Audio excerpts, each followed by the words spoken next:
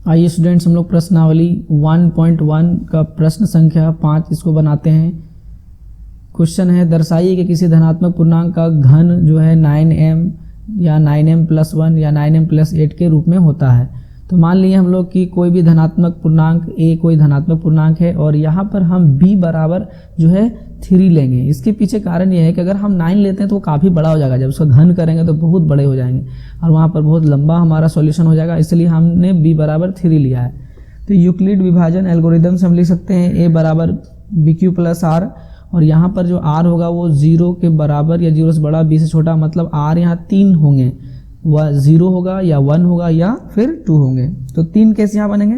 तो केस 1 हम लेते हैं। आइए केस 1 में अगर हम r बराबर 0 ले लेते हैं ना, r बराबर 0 ले लेते हैं तो यहाँ पर हमारा a बराबर 3q + 0 या फिर 3q होगा सिंपली। अब दोनों तरफ हम क्या करेंगे, घन करेंगे, मतलब क्यूब करेंगे दोनों तरफ।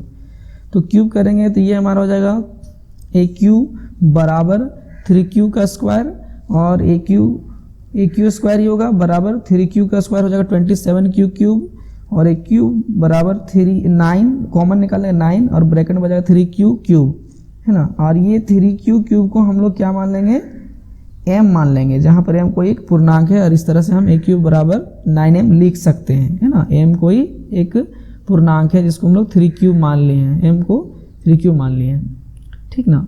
अब केस 2 देखते हैं, जब हमारा r बराबर कितना होगा, r बराबर हमारा 1 होगा। तो ऐसी स्थिति में a बराबर 3q + 1 हो जाएगा और दोनों तरफ घन करेंगे।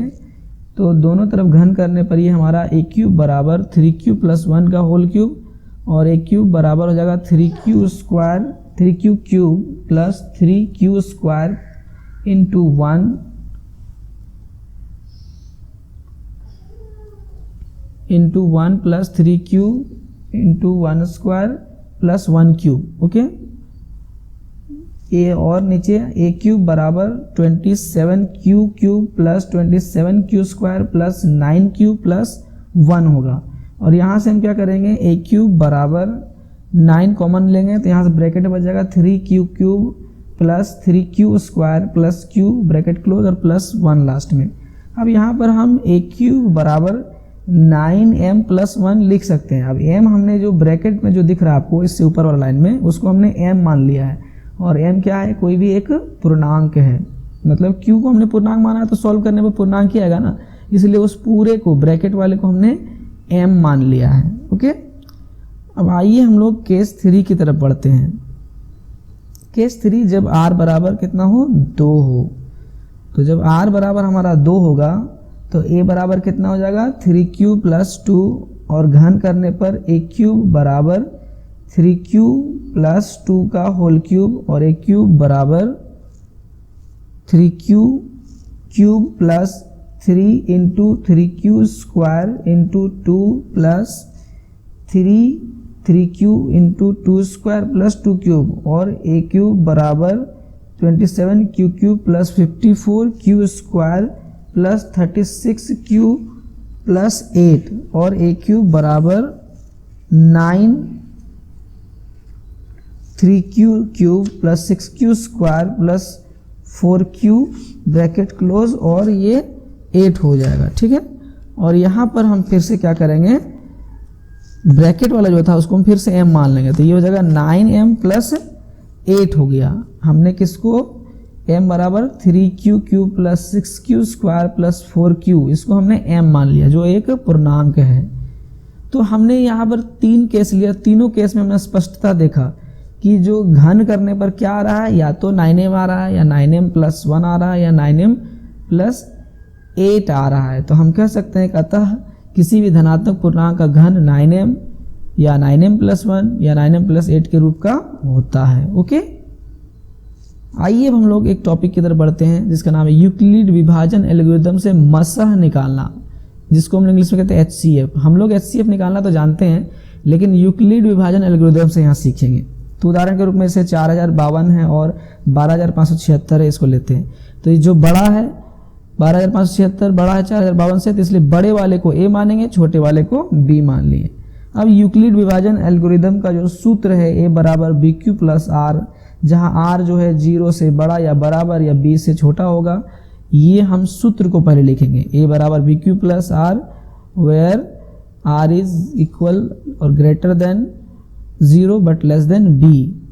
अब इसमें चरण 1 पहला स्टेप क्या करेंगे, ए बराबर बी क्यू प्लस आर होता है तो वहां से ए के जगह पर हमने लिख दिया 12,576 और बी के जगह पर जो माना वो लिख दिया और क्यू और आर छोड़ दिया। ये क्यू और आर कहाँ से निकलेगा, भाग देकर निकालेंगे। ए को हम 20 से जब भाग देंगे तो ये देखिए आपका भागफल 3 आ गया और देखिए नीचे आपका शेषफल 420 प्राप्त हो गया, ठीक ना। तो यहाँ से हम भागफल के जगह पर 3 बैठा दिया और शेषफल के बाद 420, तो ए बराबर बी क्यू प्लस आर के फॉर्म में ये कन्वर्ट हो गया। अब देखिए यहाँ शेषफल 0 नहीं आया, इसलिए हमारा अगला चरण भी बनेगा। तो चूंकि r बराबर 0 नहीं है इसलिए चरण 2 हम करेंगे।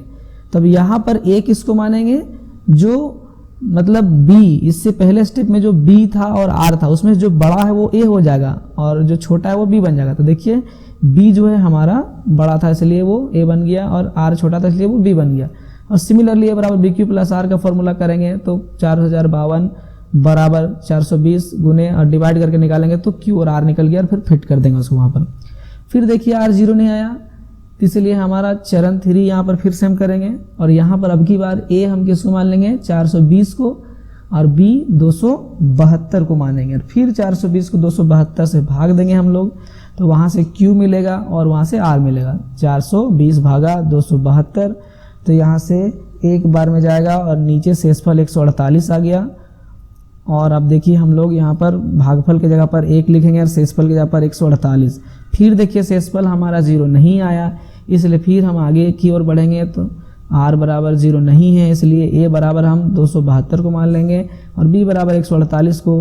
पुनः फिर हम वही फॉर्मूला a बराबर बी क्यू प्लस आर के सूत्र में लिखने की कोशिश करेंगे। 148 गुने Q प्लस आर तो 272 को भाग देंगे 148 से तो एक बार में जाएगा और यहाँ शेषफल हमें कितना प्राप्त हो गया 124 और भागफल 1।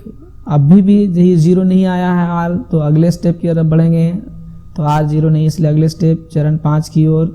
तो A हम किसको मानेंगे 148 को और B मानेंगे 124 को।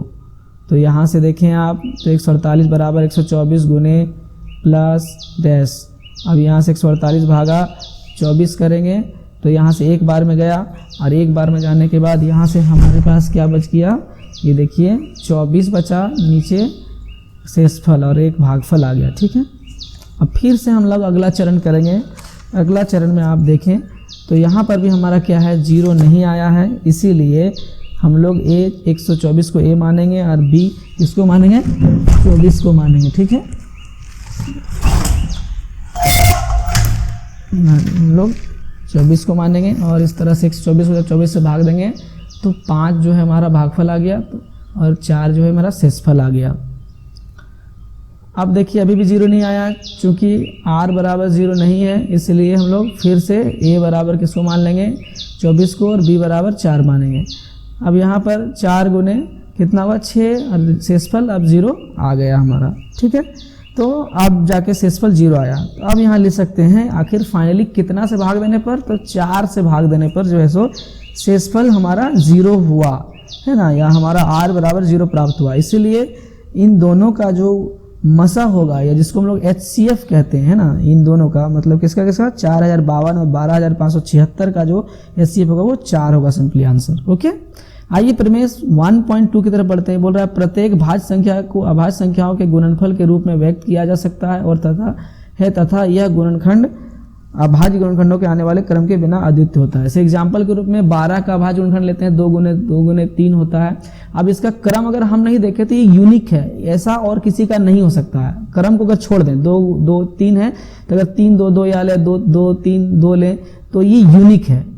एग्जाम्पल के रूप में आइए हम लोग देखते हैं HCF और LCM हम लोग कैसे निकालते हैं, पहले किस तरह से निकालते हैं। शुरुआत में हम लोग 6-7 में जब पढ़ते थे तो इसका अभाज्य गुणनखंड किया तो वही 612 संख्या लिया, उसका अभाज्य गुणनखंड हमने क्या दिया आया और 1314 का अभाज्य गुणनखंड ये आया। अब जिसमें जो उभयनिष्ठ है कॉमन है उसको हमने इस तरह से घेर दिया। देखिए ये 3 3 और एक और 3 ये भी कॉमन है, इसको घेर दिया। अब इसको घेरने के बाद यहाँ से हम HCF क्या लिखेंगे, देखिए जो हमारा कॉमन आया है वहाँ से एक एक ठो उठा लेंगे, है ना। 2 कॉमन है तो वहाँ से 1 2 उठा लिए, 3 कॉमन है तो वहाँ से 1 3 उठा लिए, और इस तरह से इन सभी को आपस में क्या करेंगे, गुना कर देंगे। तो हमारा ये 18 क्या आ गया, HCF आ गया। और LCM कैसे निकलता है, तो LCM बराबर जैसे जो हमारा HCF आया वो रहेगा, और साथ में अब जो बच गया था ऊपर अभाज्य गुणनखंड में जो बच गया था, दोनों के अभाज्य गुणनखंडन में जो बच गया था कॉमन होने से, वो सारा उतर जाएगा इसमें और सभी को गुना कर देंगे। तो इस तरह से हमारा ये 44,676 आ गया।